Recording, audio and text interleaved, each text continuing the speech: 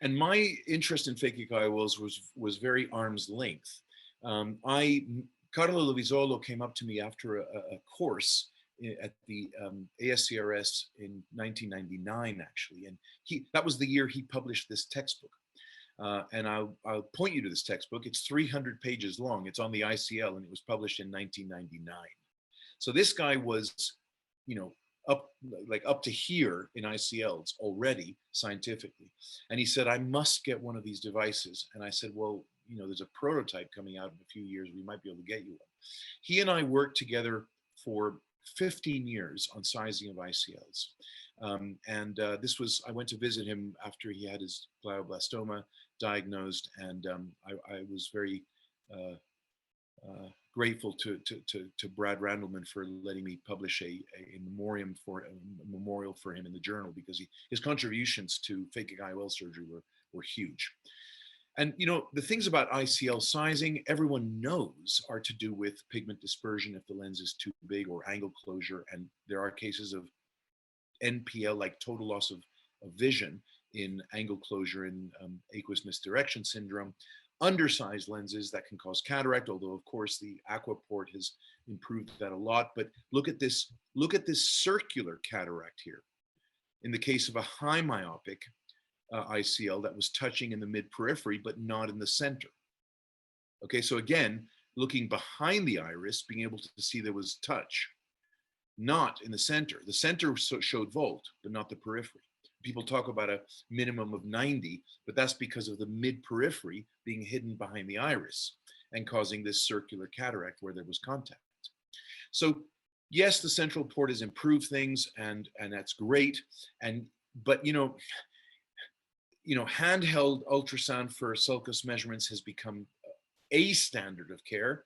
And if you have an expert user, someone who really knows how to get accurate measurements, you can put this eye cup in, it's to lie the patient down and get sulcus to sulcus measurements.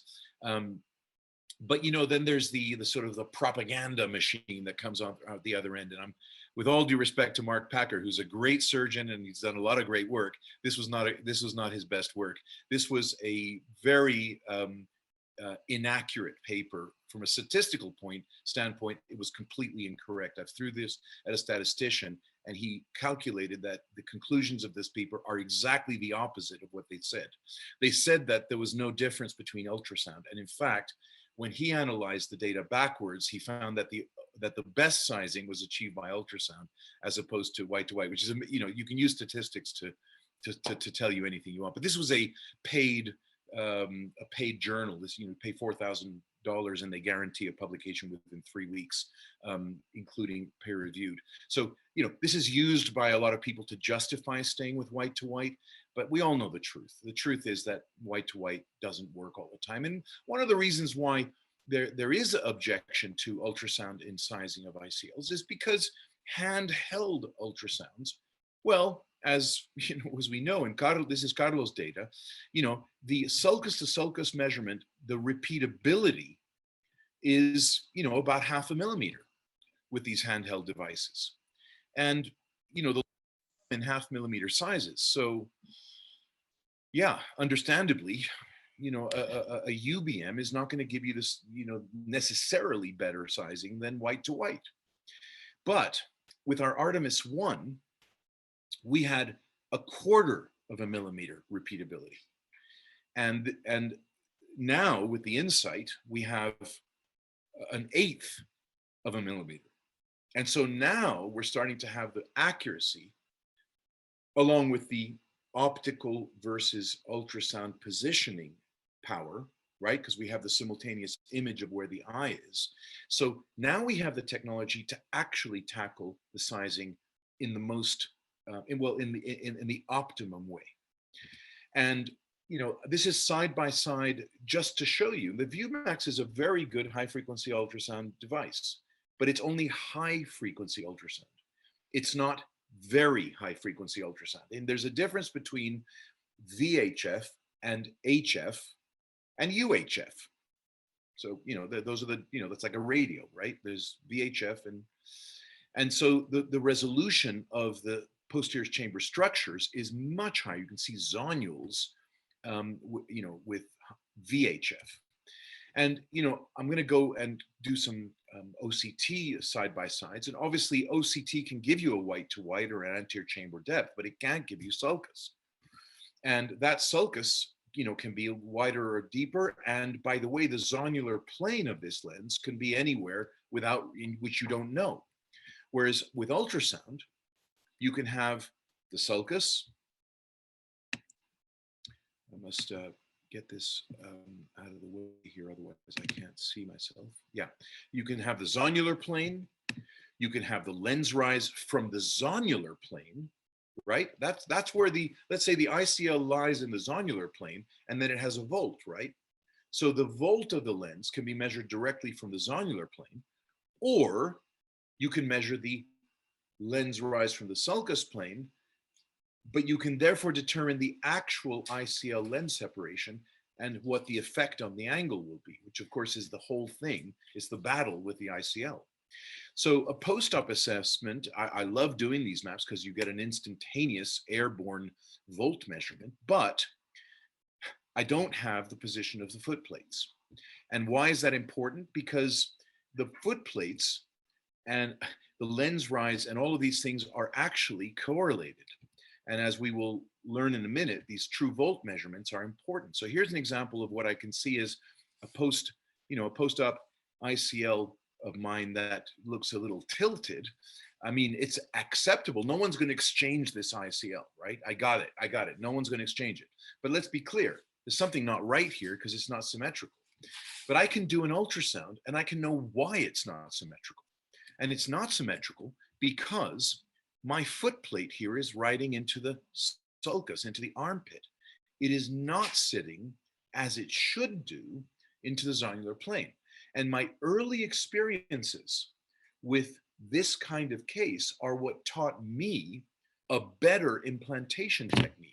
So I implant the ICL, and then I have another step. Instead of just tucking it behind the iris and go home, which is the way you're taught to do this, I tuck it behind the iris and I make sure with my spatula that I've pushed down and made sure that the foot plate is not riding into the sulcus, it's sitting on the zonules, and so I have a consistent positioning.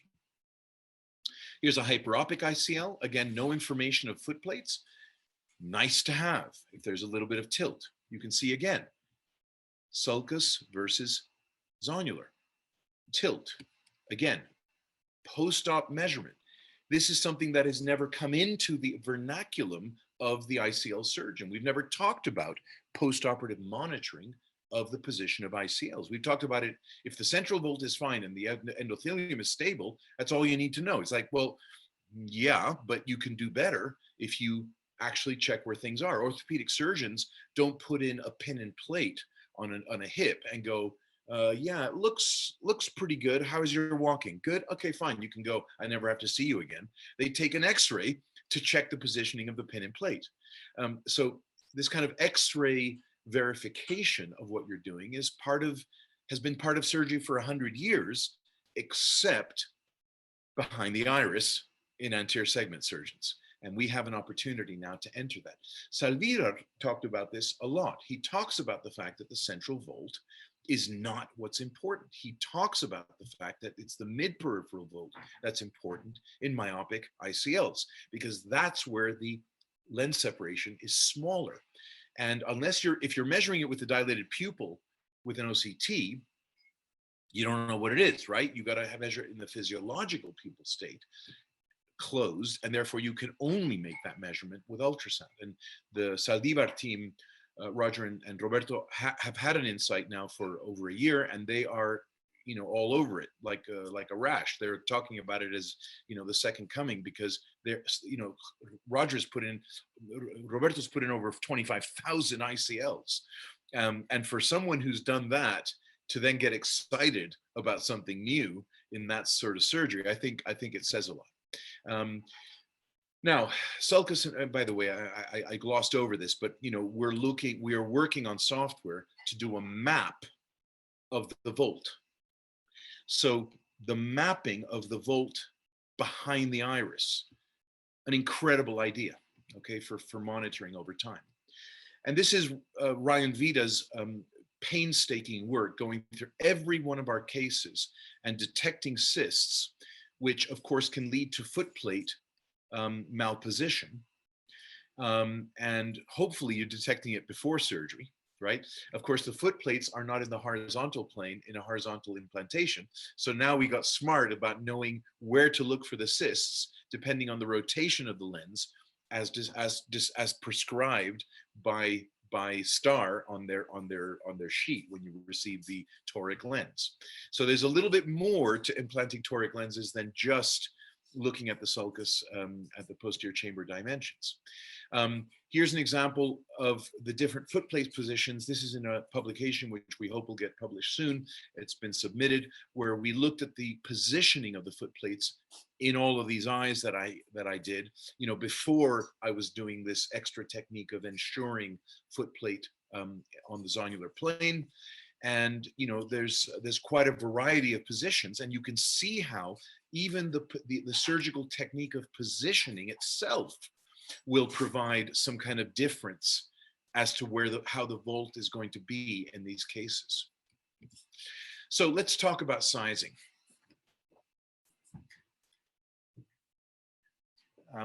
And essentially here, let's go through it. Historically, we know that white to white is the standard. We know that in Switzerland, Gomvers published the fact that less than 90 microns is a higher risk of cataract formation.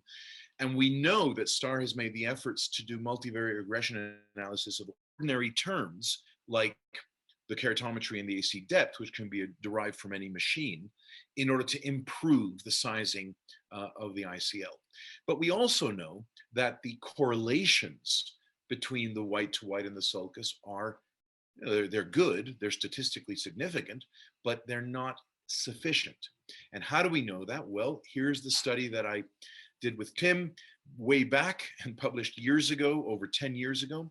And we showed that predicting the sulcus from the white to white, the chances of an error of 0.5 millimeter, which is one size lens difference, is 38%. If we at the time, everyone's saying, oh, you use OCT and use the angle to predict the sulcus. Well, you're still going to have a 32% chance of 0.5 millimeter error in sulcus diameter prediction from angle. Better than white to white, but not great. And in a multivariate regression analysis, with any parameter you can measure that doesn't involve ultrasound, you can get down to 25% predictability using AC diameter and AC depth. There's your AC depth that STAR put in. And so, but it's still a quarter of the cases where you're predicting the sulcus with greater error than 0.5 millimeters. What happens if you use the Artemis 1?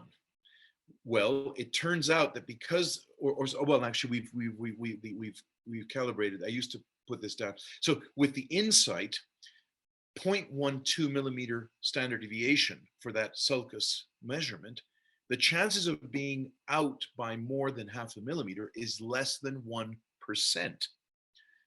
So for sulcus-based sizing, high-frequency ultrasound is far better than white to white or any other multivariate model that STAR might be providing on their website.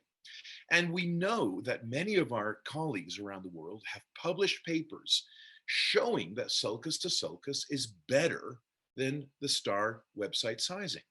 And, Doherty's paper is the most famous one initially. He did that off the FDA data. And he said that we're going to add the sulcus to sulcus to the equation. And we know that the power of the ICL depends on how much it's going to bend. So with those two parameters, he then tells you which lens to put in. What we found, as Jerry showed a minute ago with Carlo Bisolo and his formula for sulcus sizing, we found that we would have selected a different lens from the STAR website in over half the eyes by using his sulcus method. And this is Carlo Bisolo's formula. In this study, which we published, you see that the interquartile range achieved by sulcus sizing was half the width of that by the STAR predicted size.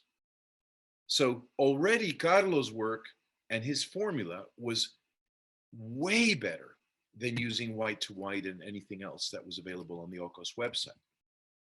With only one eye with less than 90 microns, as opposed to 26 eyes with the STAR formula. Now, the STAR, of course, adjusted their formula to make it up one size a lot of the time, and that's why everyone out there tends to take the STAR website and often take one size down from what they're recommended on the website. But that's a very kind of, thumb in the wind kind of way of doing it. Kojima came along and did a very smart thing and saying, well, look, it's the sulcus to sulcus lens rise determines how close the crystalline lens is going to get to the ICL. So let me add that into the protocol. And so we were using the Kojima formula and cross-referencing it to the Doherty formula using the insight. And we were using, all these parameters. And so we started our ICL surgeries using these methods. And we took our first 42 eyes and did our own multivariate regression model. And now when you're doing multivariate regression models to try and find something new, you've got to stick in everything in the kitchen sink and find out what sticks to the wall.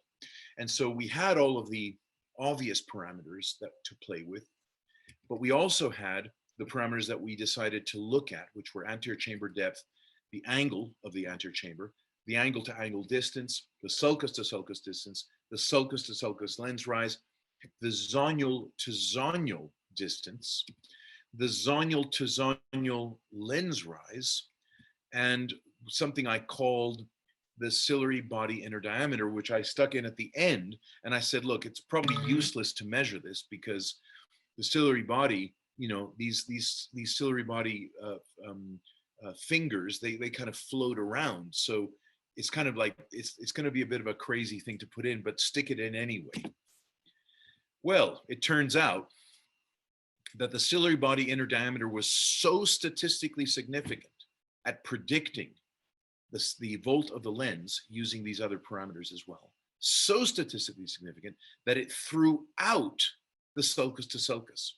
And I did this work, about 18 months after Carlo passed away, only as a continuation of his work, and only because I wanted to finish the work that we had started together.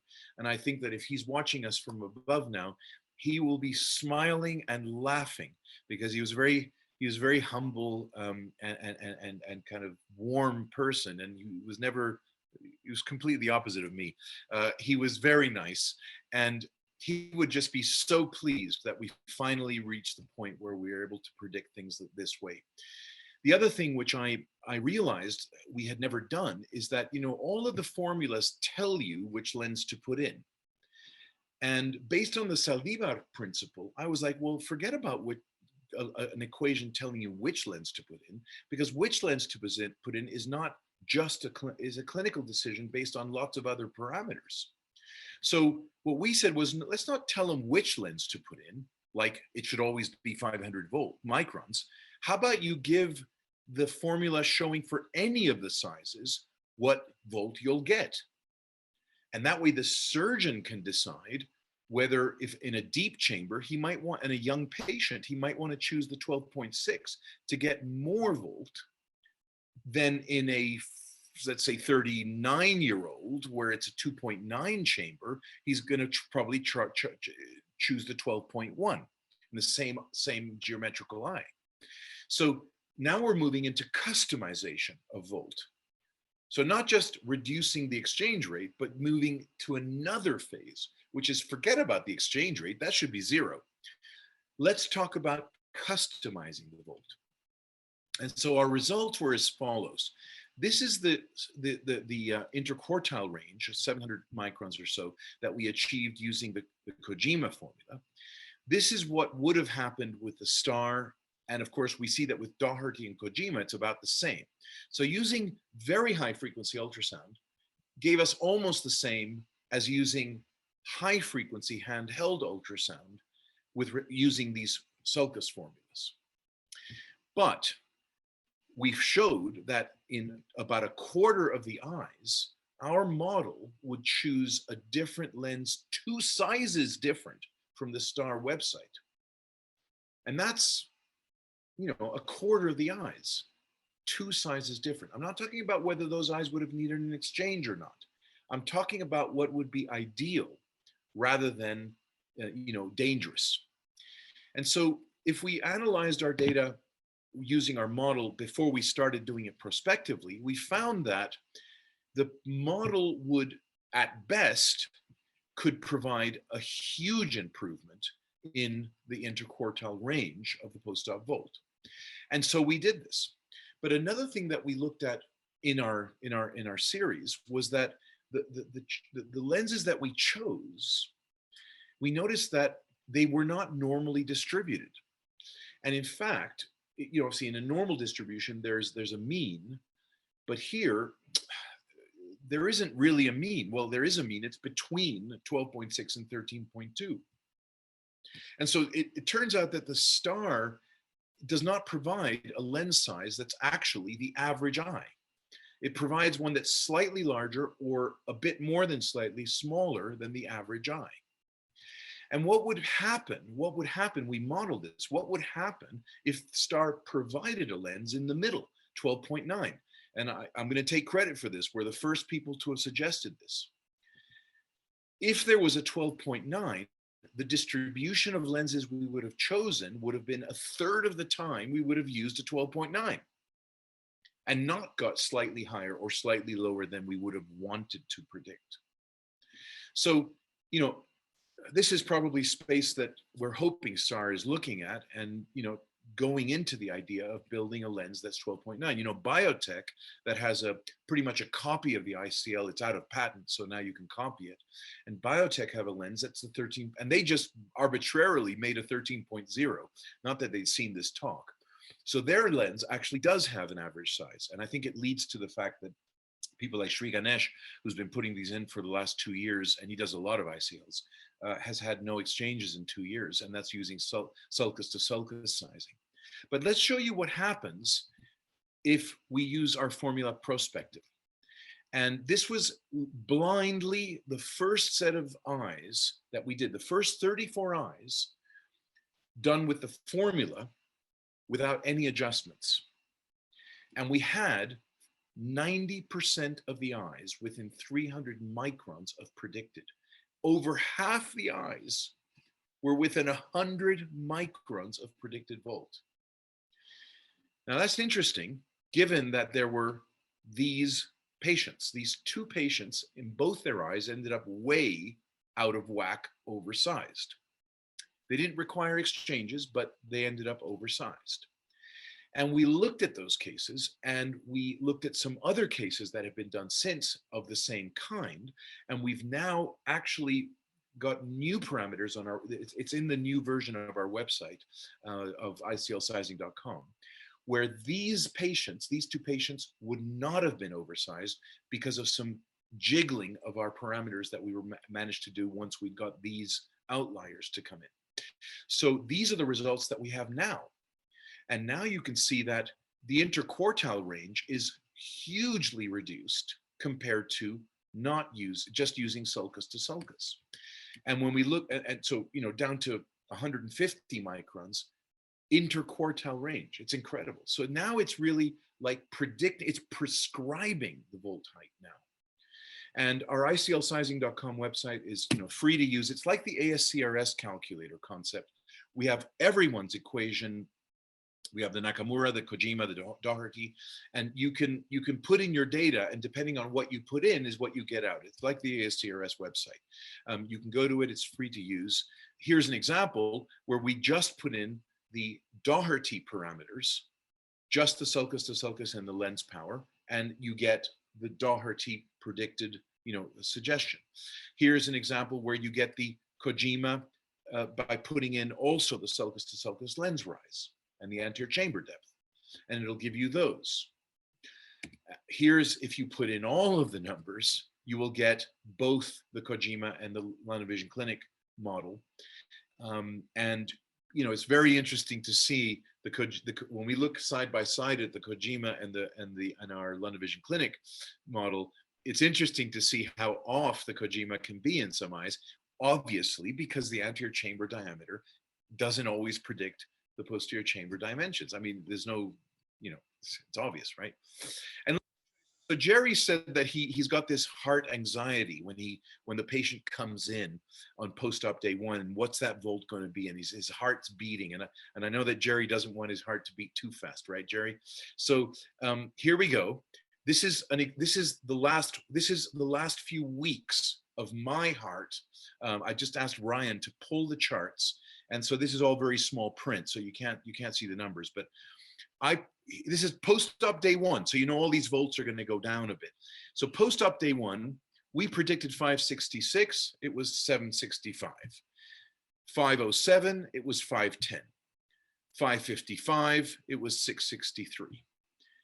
539, it was 685. 507, it was 348. 417, it was 677. 518, it was 408. 407, it was 467. And that's how it goes in my clinic on post-op day ones of ICLs. I love post-op day one with ICLs because it's like you're betting on a race where you already know the answer and you win every time. It's just great. We know that, okay, so I'm going to move away from that because that's, this literally one of the most exciting things I think that's happened to refractive surgery is making the ICL a bulletproof option. But let's be clear that cataract surgery is still in its infancy with respect to knowledge of what is happening behind the dark side of the moon, which is behind the iris. And the ability to measure and get the volume and the shape and of lenses before the surgery is done in the natural physiological state, not dilated, right? Dilated means that the lens can change shape. There's no more tension on the zonules. But this dark side of the moon operation that we call cataract surgery is now going to change.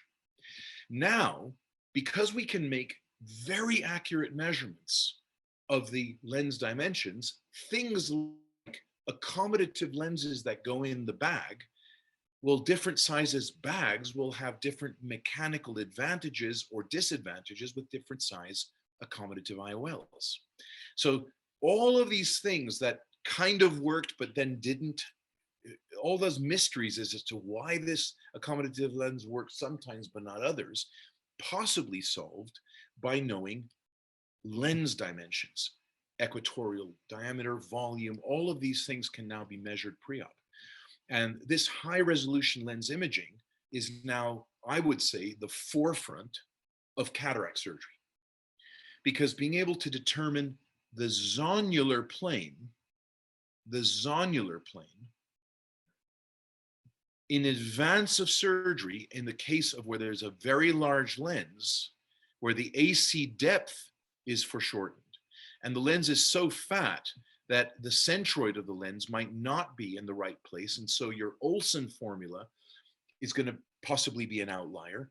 And it doesn't matter what regression formula you're using. If you're not able to chart the zonular plane, you may not have the ability to predict IOL power as well. And Zeiss and I are starting a study pretty soon. Dr. Kretz in Germany is getting an insight. I'm hoping to entice Jerry on this, but being able to do pre-op and post-op measurements and then trying to see about zonular plane prediction for IOL power engagement is going to go way ahead of doing intraoperative operometry, because all of that takes place outside of the operating room and doesn't involve pressurizing the eye and trying to make it look physiological when you're making your power calculations. Here you've got a pre-op physiological measurement that can then dictate what IOL you're going to put in once you're in the operating room. This ELP is the elephant in the room of cataract surgery. And everyone in the field of IOL calculations, all of the great leaders in IOL calculations know that 25% of the error comes from the lack of predictability of the effective lens position once it's in the eye. And I think we're in the position now where we're going to be able to provide this diagnostic tool so that this generation, this next generation of cataract surgeons in 10 years time or 5 years time, when we solve this, is going to be talking about those of us who were using these regression formulas as dinosaurs, because now we get to true IOL power calculations. So the fact is that there are innumerable applications of this technology. I've just shown you some of the ones that only I have been able to do myself with a bunch of help from my team. Can you imagine an army of brilliant people like Jerry, who are now using this technology and able to add to the scientific armamentarium of this? It's going to be a dawn of new anterior segment surgery capabilities.